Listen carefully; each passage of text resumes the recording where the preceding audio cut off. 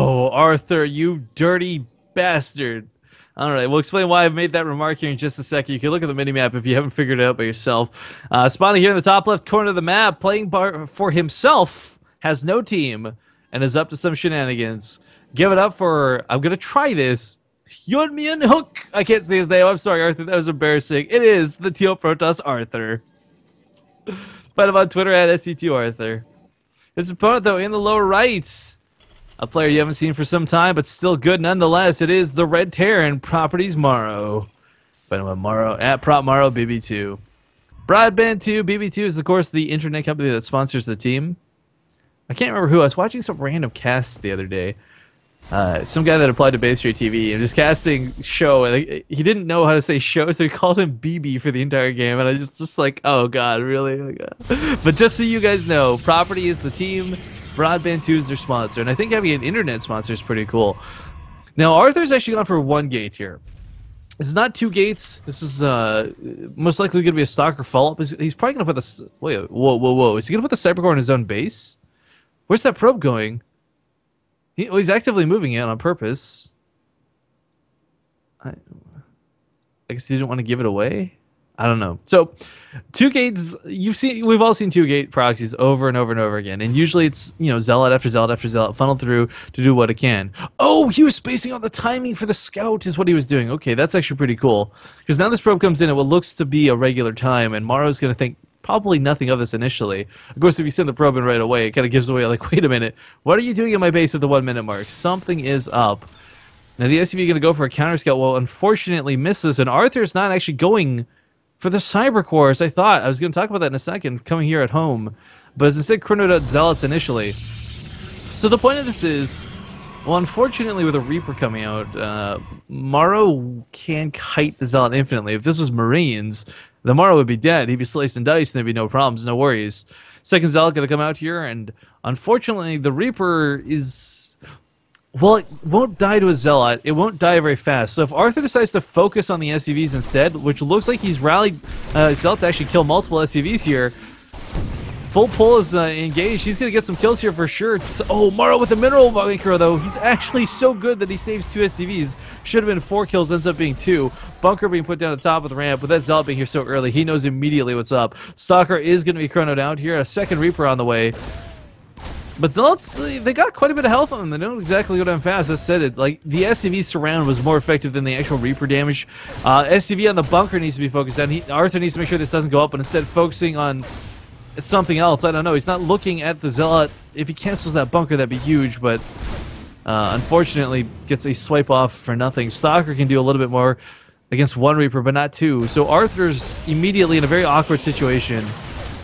This gateway investment is not exactly costing him the game, but it was costly to put this down even in the first place. Reaper come back for more action, kind of realizes like, oops, that's a bit of a mistake. Arthur loses the Zealot, he loses the Stalker, he's not getting a lot for this. The only advantage for Arthur is the Cybercore is placed down at home. He's actually leading in workers at this point. Morrow actually with no expansion though, has built the command center on the high ground in fear of this proxy gate doing a little more than it should.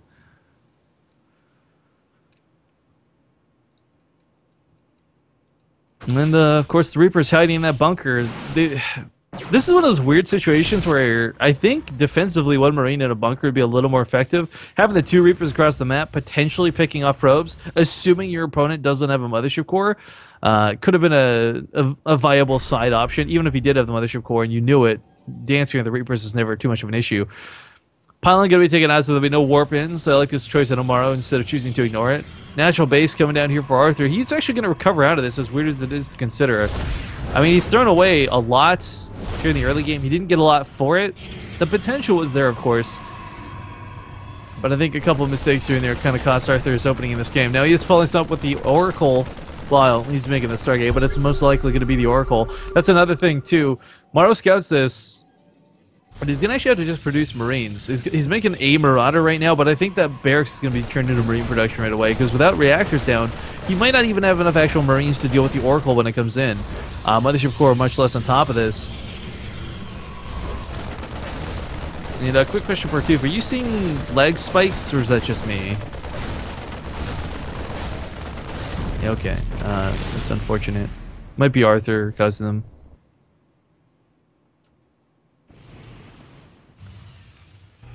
Okay, well, SV transfer here to the natural. Morrow will establish his extra base. The nice thing about the Arthur taking this natural base early is usually it's because you can then overcharge it. You can defend it real well, no issue. But he's got the mothership core on the other half of the map. He's looking to pick off SCVs, drawing the attention of the Marines away. Sees a turrets down too, so... Oh, I didn't even catch that. He canceled the Stargate upon that scan, by the way. That is actually really cool. I was so focused on looking at the other side of the map, but... Arthur with the sick moves. Arthur with the sick moves. Force fields the Reapers in. Unfortunately, could not catch him at the bottom of the ramp. This will make this force field's a complete waste, but still cool to see nonetheless. This is too many Marauders, actually. Too many Marauders for that Stalker to deal with.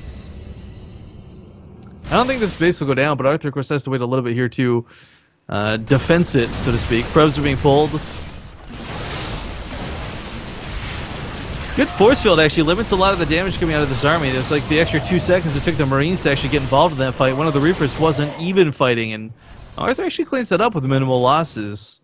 Still taking losses nonetheless, though. Definitely not ahead in the resource count by any means. Morrow with no rally point on the natural base too. SCVs are just kind of awkwardly chilling. We've all been there. We've all done that at some point. But all right, so the game's. I want to say, like, at first glance, it looks like it's normalized, but Arthur's still behind. I mean, at this point, he should have +1 on the way. He should have his Templar Archives finishing. I mean, the problem is he canceled the Stargate tech. His original opening was shut down. Just not a great place for him at the moment. Mothership Core's still alive, though. When we saw Belshire, I thought he accidentally got it stuck behind enemy lines, but now I'm sure he's doing it intentionally, because he did the same thing with this Mothership Core in this game. Time Warp goes down to try and dance with the Marines, I guess. There's 3 bunkers here on the high ground. SCVs are already being pulled, but with the sentries available, he should be able to break this. Another Zealot Warp might be necessary before pushing in, though. I bet tentative we'll have to see. When mine's coming in, kind of interesting. They will one-shot any one of these units. And, of course, the splash damage just a little bit extra versus shields. I think it's plus 35, if I'm not mistaken. Plus 35 for shields. Okay, cool. Okay, gonna bust down the rocks. So he only has to fight 1 bunker at a time instead of 3. Kind of a cool choice. Reaper blocking out the 3rd. Arthur may be looking to go a little more economic this game. We'll have to wait a second and see. Beautiful catch of that Reaper thanks to the probe support with that Stalker, but rocks are about to go down. More bunkers being placed. Morrow recognizes the issue of the vertical versus horizontal engagement. Windmine's at the top of the ramp, though. There's no real way for Arthur to soak or even detect this, unfortunately. So, backing up for now. This was not an all-in force. He didn't warp in a bunch behind this, and of course, we do see him at home trying to take a little more infrastructure, Twilight Council on the way, extra gases and what have you. But for Morrow, it's not like this was an overly costly defense. Being able to salvage bunkers is cool. You know, you put down like 18 bunkers, big deal. You lose a couple resources in the end. Salvage gives you, of course, 75 minerals back. So it'd be nice to have those basically almost 400 resources back when he can afford it. Ooh, Phoenix took in the Widowmine hit, so I take it back. That's an effective way to go about this. You can actually hallucinate. There's better versions of what you can hallucinate. I think if you hallucinate Zealots, you get 2 at a time. For example, if you hallucinate Probes, you get like 4 at a time. But Arthur gonna follow us up with the Dark Shrine once again. Didn't work so well for him in game number 1, and this time Morrow's got a lot more tech going for him. He's got Widowmines. He's got +1 weapons finished up. Stim is done.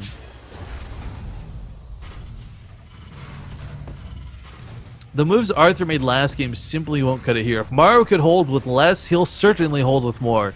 This time, though, Arthur's going to have a 3rd base. That's the primary difference, I guess, looking at this game. We'll see if going forward that's going to be enough.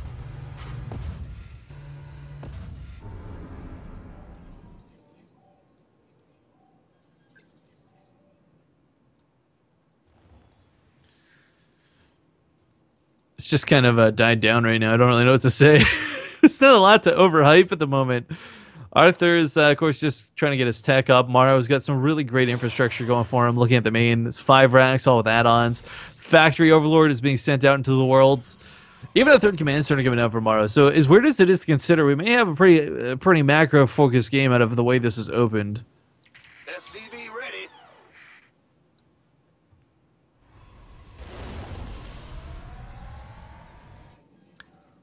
Widowmine drops in the main. Ouch, that's gonna hurt. No detection and a very late pull gets him a couple worker kills here. Nothing too devastating, but more importantly than this, he scouts the Dark Shrine. He sees the Templar Archives just finishing up, which means he knows there's no storm. And we actually got kind of a barracks wall coming off here at the natural base. I actually really like this. He's left enough spacing for some of them to, yeah, as we see, the Dark Temple can walk through, but this will choke the Zealots really hardcore. Wicked Hadka. SCV dies mid-lag spike, but okay. Gonna pick off a couple of these. As the army responds, another Dark Templar maneuvers around to see if a third base is up, but of course that's not going to be the case.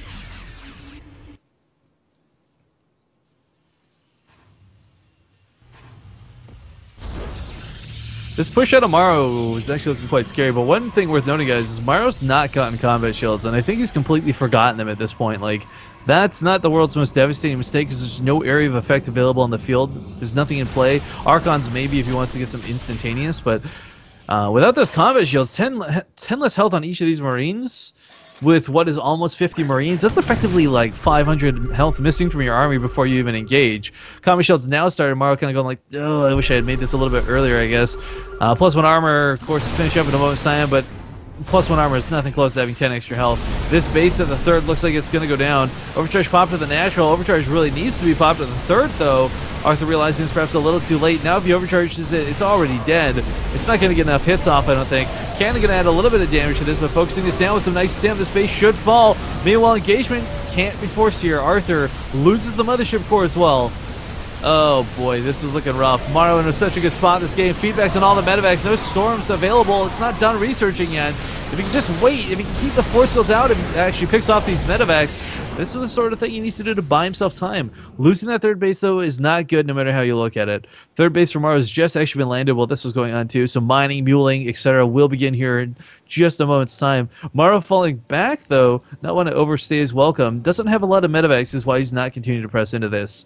Would really love if drops would start getting involved. Ooh, I like this Widowmine hidden at the in-base third, too. That's going to prevent probes from going down there. Templar armed with storms this time, something that Arthur lacked last engagement. It's a lot of bio here, but again, the scary kind of thing to consider is just a lot of Marauders, more so than Marines, so Stalker's going to be no good. Zealots will be kited by concussive shells all day. Force fields are really what Arthur's going to rely on. It's weird to consider because PvT, when do you ever have force fields as your determining factor in a fight, but holding the army in place, whether it's for a storm or whether it's for the Zealots to connect, one way or another, that's Arthur's best bet to get some real damage in this game.